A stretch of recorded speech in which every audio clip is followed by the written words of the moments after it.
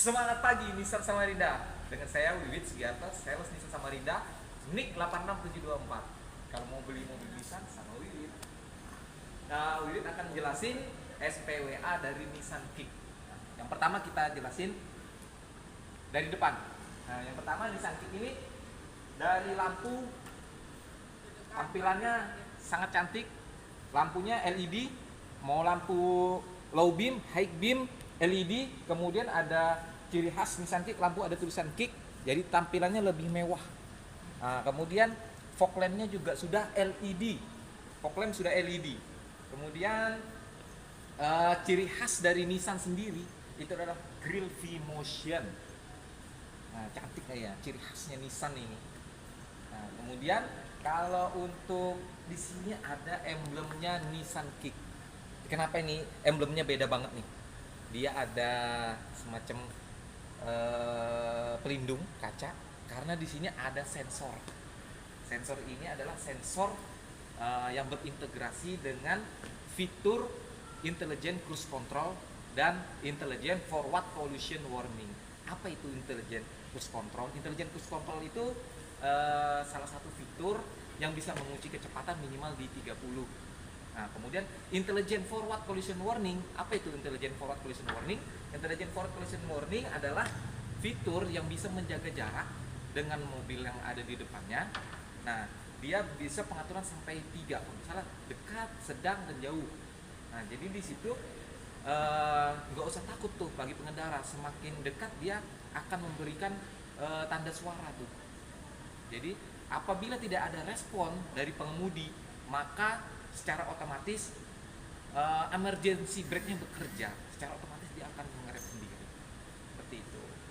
Nah, kemudian kalau bagian depan kita pindah lagi ke bagian sebelah kiri. Dari sebelah kiri, kalau panjang Nissan Kick ini adalah 4,3 meter. Kemudian kalau tingginya sekitar 1,6, kalau lebarnya 1,7. Ya. Dari bagian samping fiturnya adalah ini ada salah satu kelebihan kita around view monitor sebelah kiri. Jadi kalau kita mau parkir di tempat sempit, mau sebelah parit, jadi nggak usah pakai bantuan tukang parkir, cukup kita lihat sendiri nanti di monitor. Jadi nggak usah takut, nggak usah khawatir, ya kan? Kemudian untuk kenyamanan juga nyaman karena jarak sumbu rodanya adalah 2,6, jadi suspensinya pasti enak. Itu dia. Kemudian kalau di sebelah ini kita kayak tangki bensin. Berapa liter? Tangki bensinnya dia 41 liter menampungnya. Jadi besar tuh tangkinya, ya kan? Kemudian untuk ban dia memakai ring 17. Boleh dilihat di sini dia memakai dari ring 17. Jadi tinggi. Ground clearance-nya adalah 175. Nggak usah takut melewat jalan rusak dia kalau tidak nyangkut, aman. Kemudian kita lanjut ke bagian belakang Nissan Kick, kemudian dengan emblem e-power ini jadi kita kelihatan lebih cantik, lebih keren, ciri khasnya Nissan e-power. Dan di belakang ini dilengkapi oleh kamera mundur. Nah, ini berintegrasi dengan around view monitor tadi. Jadi kita bisa kalau mau parkir tanpa dibantu, kita mudah jadinya kalau kita mau parkir. Apalagi ditambah lagi ini ada 4 titik kamera mundur, jadi lebih safety lagi. Oke. Jadi di bagian belakang ini ada beberapa fitur intelligent mobility juga. Di sini ada sensor dari blind spot warning, kemudian dan RCTA kayak TV aja itu RCTA, maksudnya rare cross traffic alert. Nah, apa itu blind spot warning dan rare cross traffic alert? Blind spot warning itu adalah sistem di mana yang bisa membaca apabila ada titik blind spot. biasanya ada penerangan lain tuh menyelip, ada titik blind spot. Nah dia membaca sensor tuh, sensornya tuh di daerah sebelah sini, kemudian dia akan mengirimkan sinyal di bagian dalam. Dia berupa lampu berkedip, tapi kalau kita menggunakan rating dia akan mengeluarkan suara bip bip seperti itu. Jadi aman lah. Kemudian rear cross traffic alert itu intelijen. Apabila kita mundur, dia bisa membaca sensor juga, itu lebih aman. Kalau sensor mundur kan cuma lurus tuh.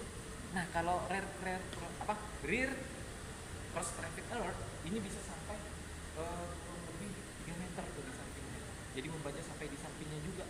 Jadi aman. Apabila kita mau mundur itu lebih safety. Jadi mengurangi risiko mundur tiba-tiba ada pengendara yang mau nyelip dari belakang. Kita buka bagian bagasi. Di sini ada tombolnya. Jadi dia bukan yang kayak handle murahan gitu. Ini handle, nah tombol elektrik. Ini bagasinya luasnya kurang lebih 423 liter. Jadi bisa muat koper sekitar yang besar tuh ya 4 5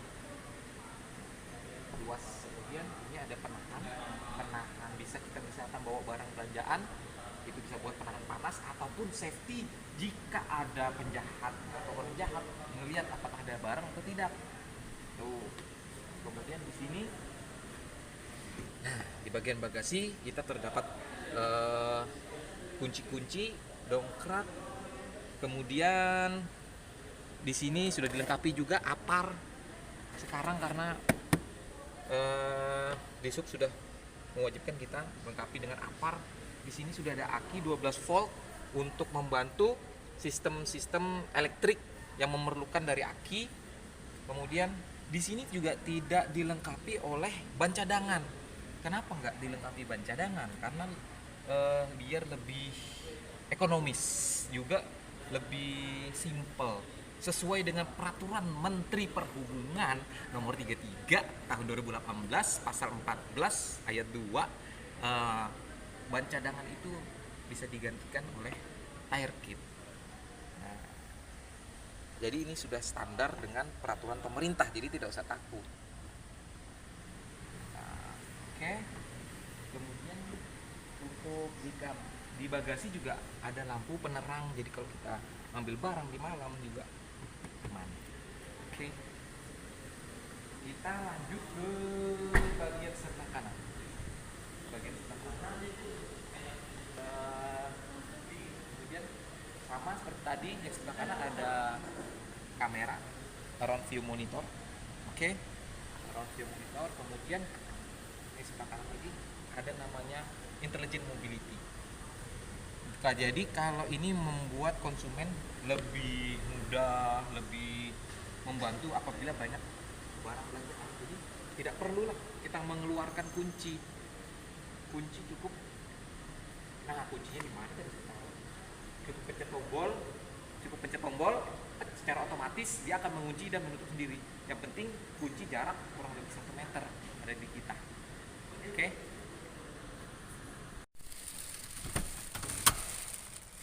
Oke pemirsa, kita ada di dalam Nissan Kick. Saya akan menjelaskan, Wiwit akan menjelaskan beberapa fitur yang ada di bagian dalam. Kalau untuk Nissan Kick, kemudian untuk dashboardnya tampilannya ini mewah. Ini ada semacam luar audio speaker. Kemudian ini airbagnya ada 6 ya sang. Itu bagian samping tidak ada 6 airbag, safety-nya bagus banget tuh. Kemudian untuk di dashboard ini dilengkapi oleh kulit, jadi tampilannya lebih mewah nih. Mantap. Mewah. Kemudian bagian depan di bagian setirnya juga dibalut oleh kulit, tampilannya jadi lebih mewah. Kemudian keren banget nih bentuknya nih. Ya kan? Setirnya juga bisa teleskopik. Oke, naik turun. Kemudian saya atur dulu. Oke, di bagian setir kita sebelah kiri ada pengaturan audio. Jadi untuk head unit ini bisa connect oleh Bluetooth. Jadi kalau misalkan mau angkat telepon atau mau berkomunikasi lebih safety ya kan, langsung connect ke mobil ini sendiri. Jadi pengaturan untuk memindah ke radio ataupun ke flash disk audio ya kan, langsung connect dia. Nah, pengaturan sini. Kemudian di sini juga terintegrasi untuk pengaturan di MID. MID ini 7 in, kemudian kita bisa setting semua di sini. Ya, pengaturannya ada semua di sini. Kemudian di sebelah kanan dari setir ini adalah pengaturan dari intelligent cruise control tadi. Nah, di sini kalau cara kita mengaktifkannya adalah kita pencet. Nah, ini muncul tuh langsung. Ada gambar tulisan kilometer, minimal dia kecepatan di 30. Ini kalau karena nggak jalan kita nggak bisa setting ya kan. Kemudian ada pengaturan jaraknya juga, distance 1 garis, 2 garis, 3 garis. Nah, lebih bagus sih pakai yang 3 garis, dari jaraknya agak jauh tuh ya kan. Ini mantap. Untuk intelligent cruise control ini cocok dipakai untuk di jalan tol. Jadi intelligent cruise control dia mengunci kecepatan minimal di 30. Nah, misalkan kita kunci kecepatan di 100, kendaraan di depan kita itu kecepatannya cuma 80, dia secara otomatis akan memperlambat mobilnya sendiri di 80 juga. Nah, itu udah kelebihan intelijen dari cruise control sendiri. Itu dia. Kemudian fitur yang lainnya, head unitnya ini juga sudah canggih, dilengkapi bermacam fitur. Kemudian bisa iPhone CarPlay, mantap tuh kalau iPhone CarPlay bisa connect langsung. Kemudian ada beberapa fitur lagi pengaturan settingan di sini. Salah satunya adalah menu. Oke.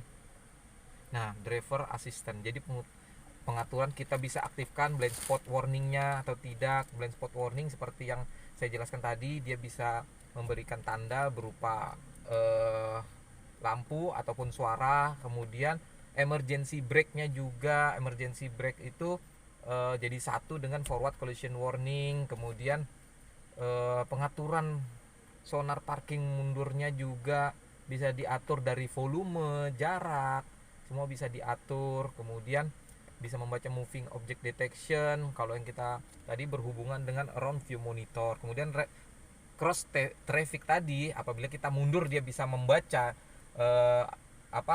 salah satu yang blind spot yang agak ke samping itu cross traffic. Kemudian kelebihannya lagi ada kita DAA atau driver attention alert. Itu DAA itu sistem yang bekerja sama dengan kita punya sistemnya itu ADAS, Advanced Driving Assistant Alert. Jadi dia menyimpan pergerakan dari mobil ini secara 15 menit di awal. Nah, di situ dia membaca. Apabila kelihatan dari pergerakan mobil itu dia kelihatan capek, dia akan memberikan info di MID ini supaya kita untuk beristirahat. Itu. Kemudian pengaturan sasis kontrol juga di sini ada namanya active trace control. Active trace control itu adalah sistem yang intelligent mobility yang bekerja apabila kita mengambil tikungan tuh. Apabila kita mau belok, nah itu dia tidak larut karena rem yang bekerja itu secara masing-masing. Jadi dia lebih safety. Jadi kita kalau nikung itu tidak ngebuang, tidak larut, lebih enak dikendalikan mobilnya, tidak keluar jalur lah, ibaratnya seperti itu. Kemudian sistem yang lainnya yaitu active ride control. Active ride control itu sistem yang bisa lebih membuat suspensi jadi lebih nyaman karena ada active ride control tadi. Jadi ya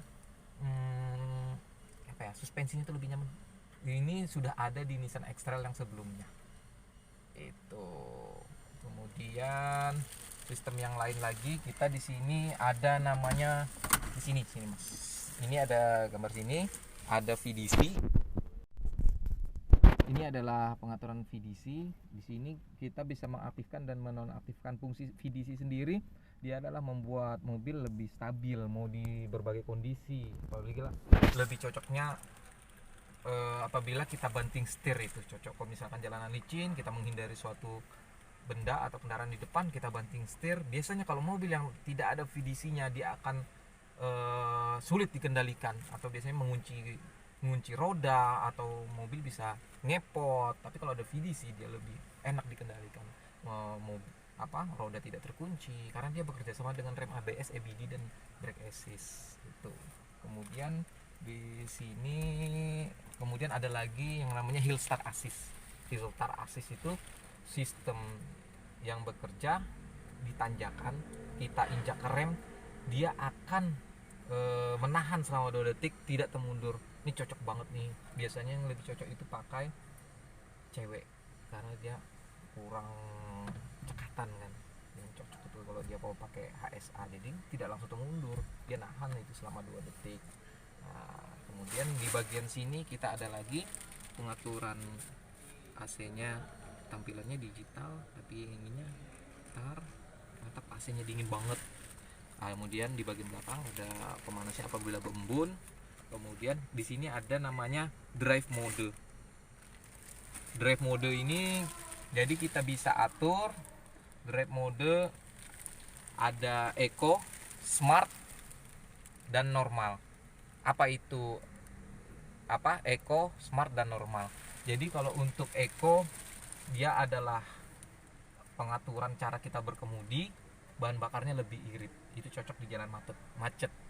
Itu cocok tuh kita pakai di jalan macet. Kemudian ada smart. Smart itu berkendara di jalanan kota biasa yang lebih bertenaga, cocok kita pakai.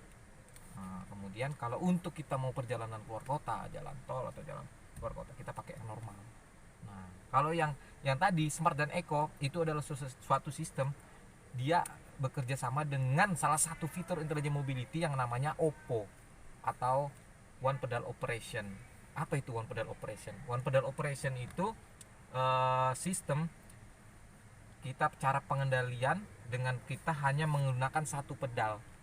Kita menginjak gas, kemudian kita lepas gas, dia secara otomatis mengurangi kecepatan sendiri. Nah, tidak dipakai untuk ngerem mendadak sih. Jadi kalau mau ngerem mendadak kita pakai manual. Jadi tapi kalau kita pakai di kota-kota, kita cocok banget tuh pakai one pedal. Itu mantap itu. Jadi kita ngegas, jadi kita nggak perlu injak rem, cukup kita lepas gas, dia secara otomatis mengurangi kecepatan sendiri tuh. Gitu. Itu sudah salah satunya OPPO tadi. Kemudian ada lagi di sini ada fitur EV. EV ini jadi cara pengaturan kita mau mengecas, apakah kita mau mengecas secara otomatis, ataupun secara manual. Kalau kita mau mengecas secara manual, kita tinggal tekan ini selama 2 detik, dia akan mengecas mobil secara manual. Nah, kemudian tapi kalau kita pencet sekali, kita akan langsung mengubah dari mengecas, dia langsung otomatis pemakaian listrik tadi gitu. Kemudian di pengaturan sini ada tombol parkir, kemudian R adalah reverse, kemudian netral, dan D. Kemudian ini gearnya ini adalah single gear, jadi lebih mudah dipakainya, ya kan. Kemudian untuk handrem dia memakai otomatis ya, tombol parkir. Kemudian ada auto hold. Auto hold ini sangat bagus kalau kita pakai di macet, karena kita tinggal pencet, kemudian kita tinggal gas rem aja. Jadi secara otomatis dia langsung memasang handrem sendiri. Tapi kalau kita gas, dia secara otomatis melepas sendiri. Gitu. Kemudian kemudian pengaturan semua untuk spion juga retractable, kemudian electric mirror. Itu dia. Dan kemudian kita lanjut ke bagian mesin. Oke.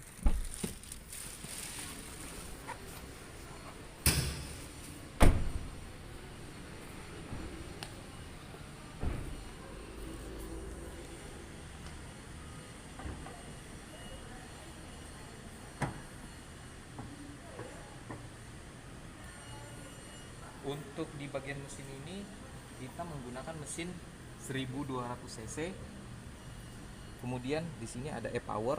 Si bensin saudara cc di sini bukan sebagai penggerak, tapi sebagai mesin untuk mengisi daya ke e-power. E-power yang ada di sini ini merupakan sebagai inverter. Nah, kalau yang di bawah jok dari depan yang bagian penumpang itu adalah sebagai baterainya. Ini inverter. Kemudian di bawah dari inverter ini itu baru motor penggeraknya. Jadi e-power ini berbeda dengan hybrid. Kalau hybrid itu kan mesin bekerja apabila baterainya habis, mesinnya yang bekerja untuk gerakan mobil, kemudian gantian dia secara silih berganti, baterai yang gerakin mobil atau mesin yang gerakin mobil. Nah, kalau e-power ini murni listrik yang gerakin semua, e-power yang gerakin semua. Nah, kalau yang mesin ini tadi dia cuma sebagai pengisi daya listrik tadi. Berapa powernya untuk e-power? Dia 129 power, besar itu, bukan tenaga yang biasa. Torsinya pun 2600. Jadi kalau power 129 ibaratnya kayak mobil mesin di atas dari 1500 atau di atasnya. Jadi gak usah takut untuk powernya mobil listrik ini. Itu kemudian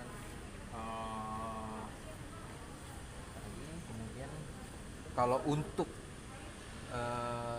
baterai dari e-power sendiri itu memiliki garansi sampai 5 tahun, jadi tidak usah takut. Jadi kalau kita cover garansi sampai 5 tahun, usah takut, paling mendapatkan garansi tersebut sih. Jadi sampai cukup sekian SPWA dari Wiwit. Terima kasih.